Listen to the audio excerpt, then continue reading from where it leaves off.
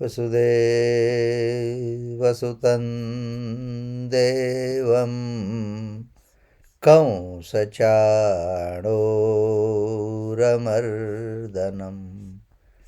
देवकी परमानन्दं कृष्णं वन्दे जगद्गुरुम्. Chapter 3, verse 5.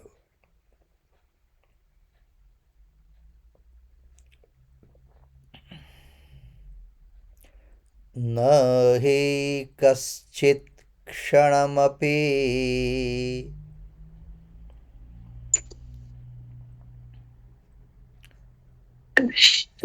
न हि कश्चित् क्षणमपि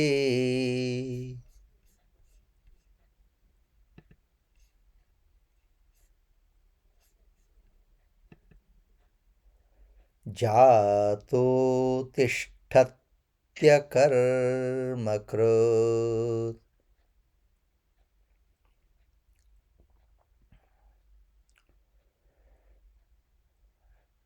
जातो तिष्ठत्यकर्मकृत्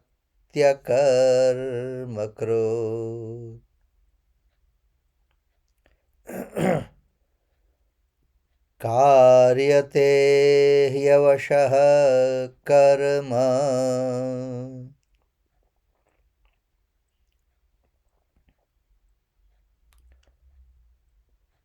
कार्यते ह्यवशः कर्म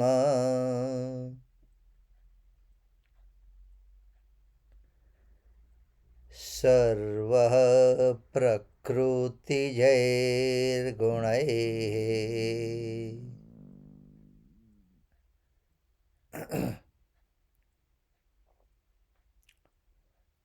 सर्वः प्रकृतिजैर्गुणैः.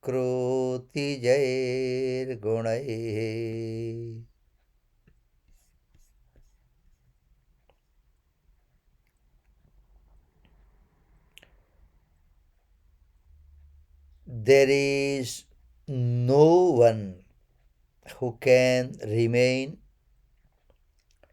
without action even for a moment. Indeed, all beings are compelled to act by their qualities born of material nature, the three guna. Nahi kaschit kshanamapi jato tishtatya karma krit. Right.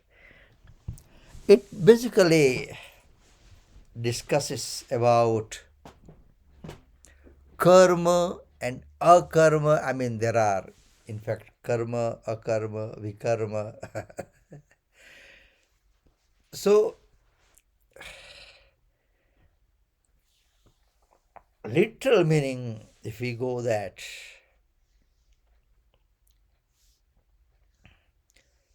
so I am not doing anything, right? Or in South African terms, I'm not doing nothing. That's a South African terms.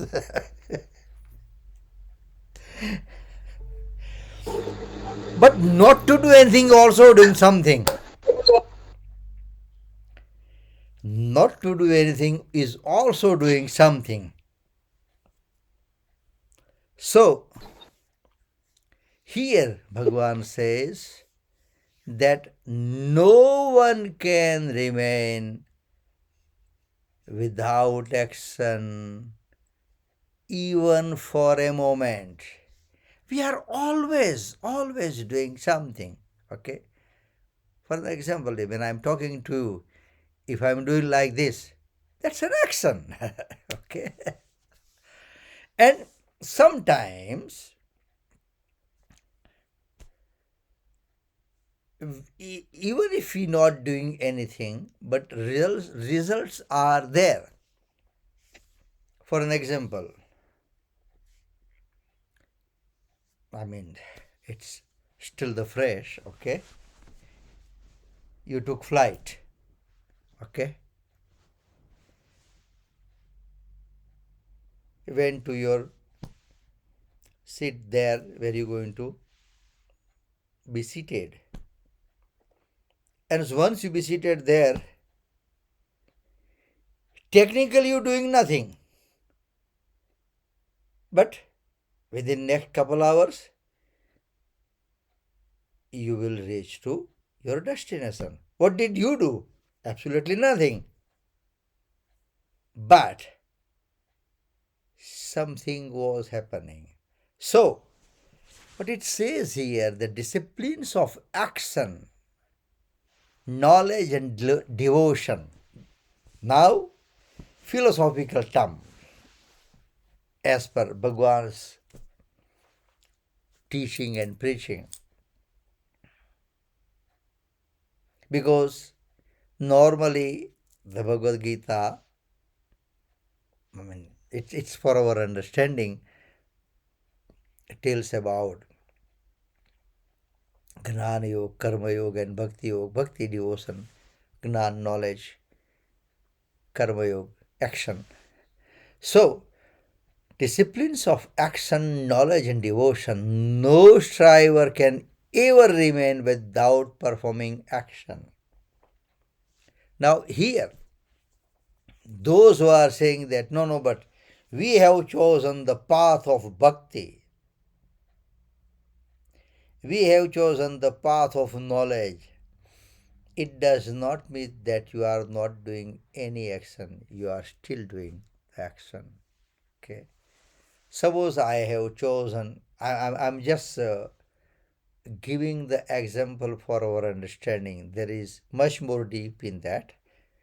Suppose we have chosen a path of bhakti, okay, and I am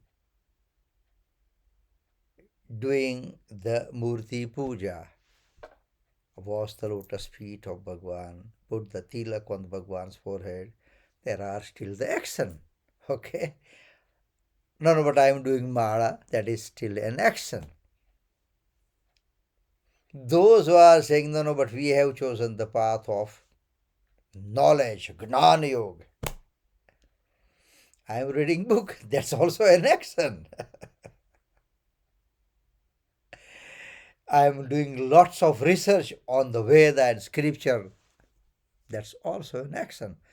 So in that context, Bhagwan says, no striver can ever remain without performing action. Hence, the terms kaschit, anyone, kshanam, a moment, jatu, verily, are uncommon. Here the term kaschit denotes that no one, whether he is wise or ignorant, can remain without performing action. Though a wise man may have no relation with his so-called body, yet actions are constantly performed by it. So, in the initial stage, we just started this verse, okay? One thing is established and one thing we understood, that we cannot remain without performing actions. That is for the sure. Now, if that is understood and that is, say, you say, done deal, no choice, then it's up to us what kind of action we perform. That matters a lot. Again, Very common example, we have a knife,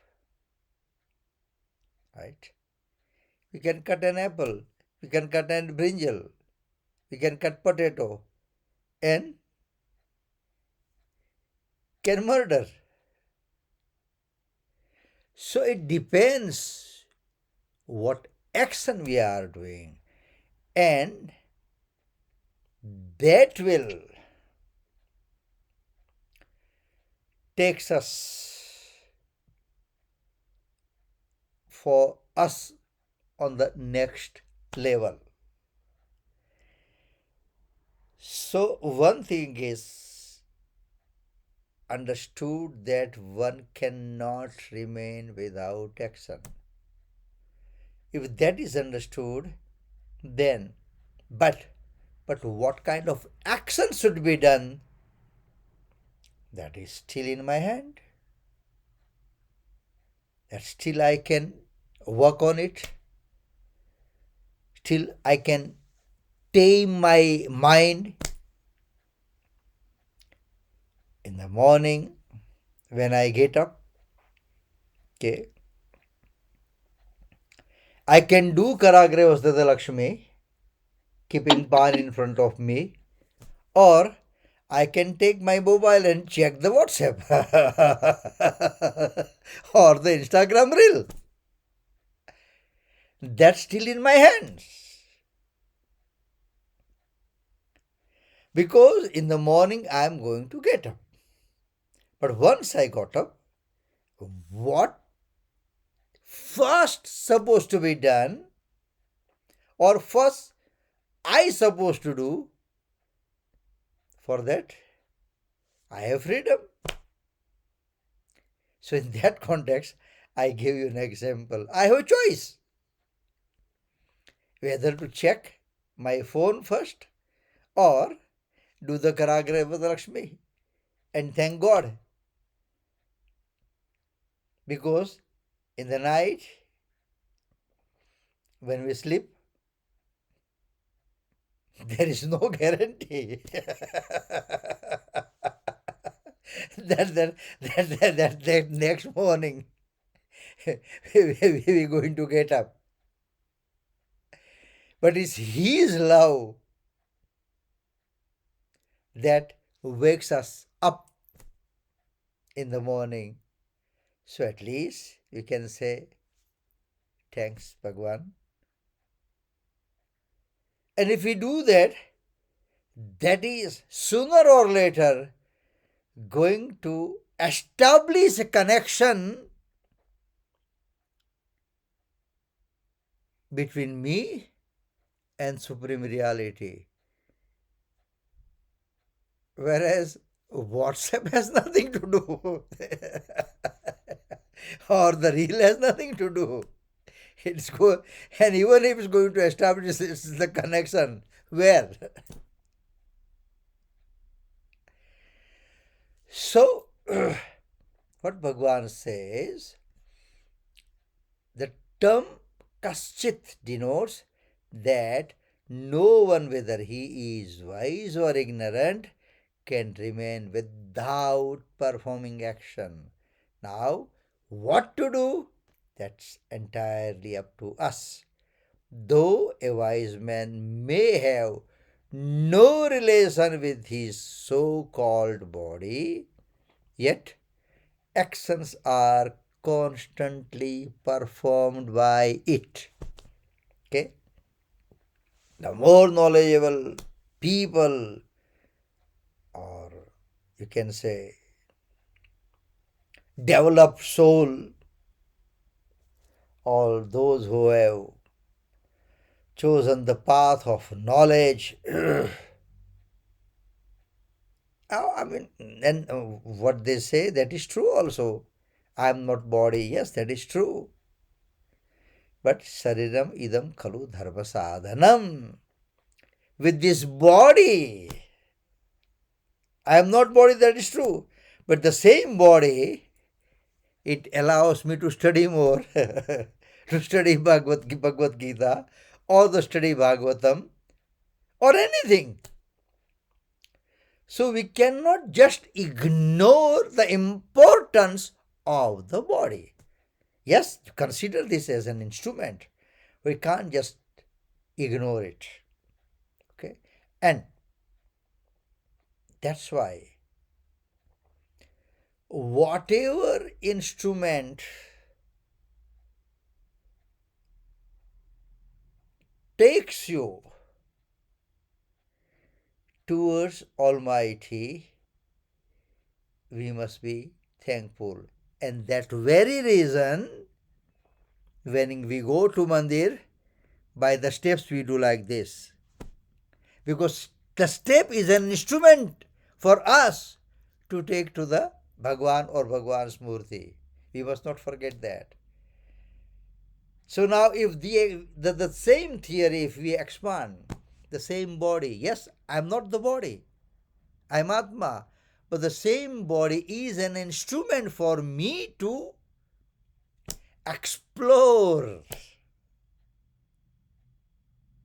to know about the universe, to know about the creator and the creation. So we can't just ignore it. So wise men may have no relation with his so-called body, yet actions are constantly performed by it. We sleep in the night. We absolutely doing nothing. Still, heart is beating. Lungs are doing its own work. Kidneys are doing its own work. Liver is doing its own work. So actions are going on, knowingly or unknowingly. Whether we put efforts or we don't put efforts. But things are happening. The term kshanam denotes that a man does not assume that he performs actions constantly, but he cannot remain without performing action, even for a moment. You can say it's an ongoing process. It's there. So long as he assumes his affinity for the body. The term jatu means that a man cannot remain without performing action in any state such as wakefulness, sleep, sound sleep, and unconsciousness. Bhagwan explains the reason for the term avasha. Avasha means helplessly. In the second half of the verse, by declaring that he has to act helplessly by impulses born of nature. Here, born of nature, it's going to tell about the three guna, sattva, raja, tama. Each, we will explore more on that, okay? If we more about the sattvic guna, okay, we will engage ourselves to some pious activities. If more we are towards the rajas guna, rajasic guna, all worldly pleasure, enjoyment. And if we are more towards tamasic, not tamasic, tamasic,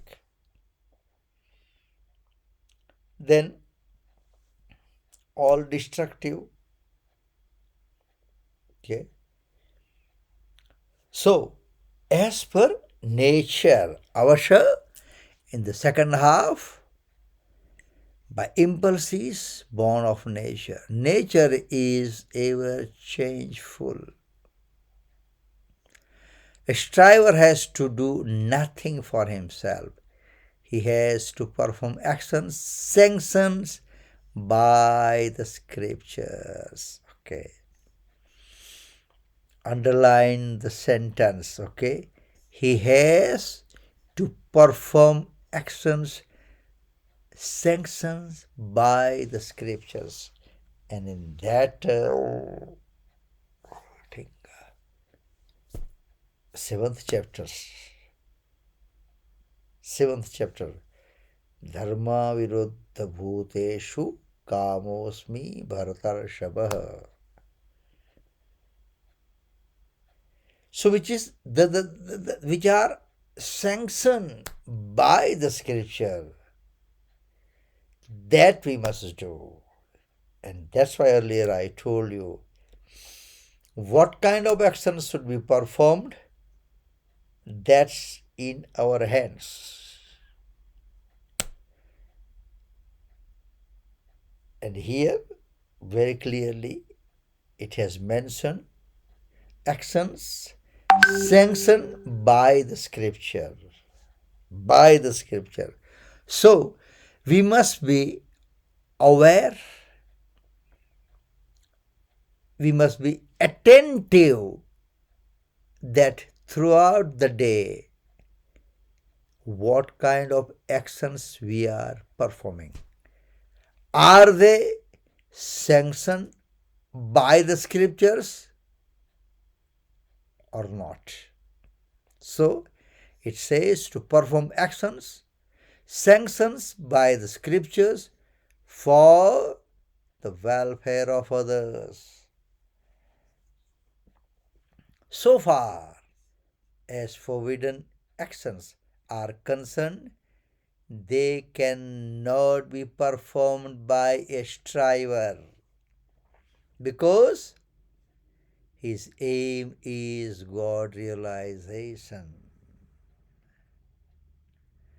So we have to be extra careful for each and every action, for each and every moment, and each and every step. Many people regard only those actions as actions which are performed by the gross body. But according to the Bhagavad Gita, the activities undertaken by the body, speech or mind, are also regarded as actions. And that's why in that context it is said in our scripture, manasa vachasa karmana. Karmana, action. I mean physical action, whatever we do. Manasa, which are not visible, but action has taken place. Suppose somebody met up with an accident or some mishap taken place in his house or in his health, in his life or in her life, okay? And if we rejoicing that event, what happened in his or her life or house, that is manasa action, that will be noted. That fellow was suffering and he was rejoicing. Taken, noted. Manasa. Vachasa. He passed some comment, good or bad, also the action. So that's why, according to the Bhagavad Gita, the activities undertaken by the body, speech or mind, manasa, mind, speech, vachasa, vani, and body, all the physical actions, are also regarded as action. And that's why even Bhagavan has told in 18th chapter in the 15th verse there, Sarira Vang Manobhir Yat Karma Prarabhate Narah Nyayam Va Viparitam Va Panchayate Tasya Hetavah. These are the contributory factor for whatever action is performed, It's whether 20 hours. proper or improper, with body, speech, or mind. Those who do not understand this regard the soul as the only doer, with their impure intellects, they cannot see things as they are.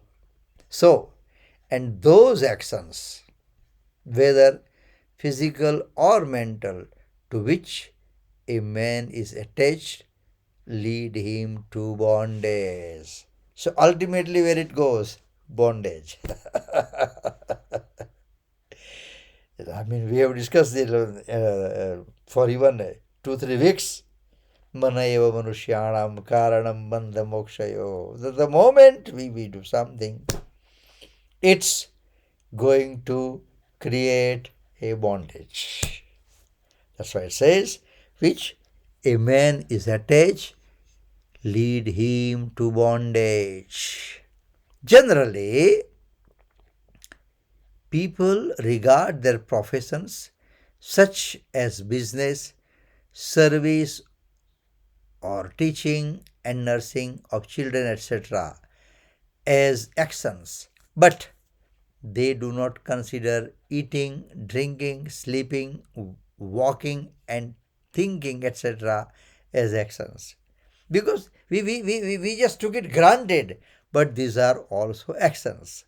So, when they renounce their profession, they think that they are not performing actions, but it is a serious error of their part. All the activities performed by the physical body for the purpose of earning a living, actions performed by the subtle body, like sleeping and thinking and in trance, performed by the causal body, are all regarded as actions. So long as a man has ego and sense of mindness with the body, the activities performed by body are actions, as the body is an evolute of nature, and nature is never inactive. So that's why tishtatya karmakrut, without action we cannot live even for a moment, be it by physical body or the subtle body or the causal body.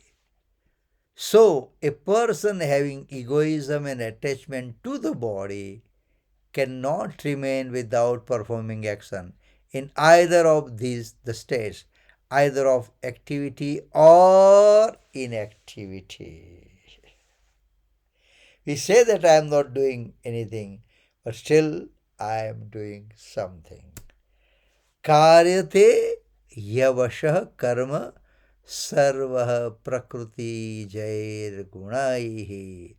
Everyone is made to act helplessly. Avashah, helplessly. Anyway, we'll discuss more about this next week. So, yeah, from today, our classes will be on Monday. Right? Okay. In today's discussion, whatever you like, credit goes to all the saints, all the wise men, all the scripture, whatever I have heard, I have read, I have studied, absolutely nothing belongs to me. Our main reference book is Swami Ram Sukdas Ji's Sadhak Sanjeevani. Okay, so we will recite the 73rd verse of 18th chapter, followed by the Arti. नष्टो मोहः स्मृतिर्लब्धा त्वत्प्रसादान्मयाच्युत स्थितोऽस्मि गतसन्देहः करिष्ये वचनं तव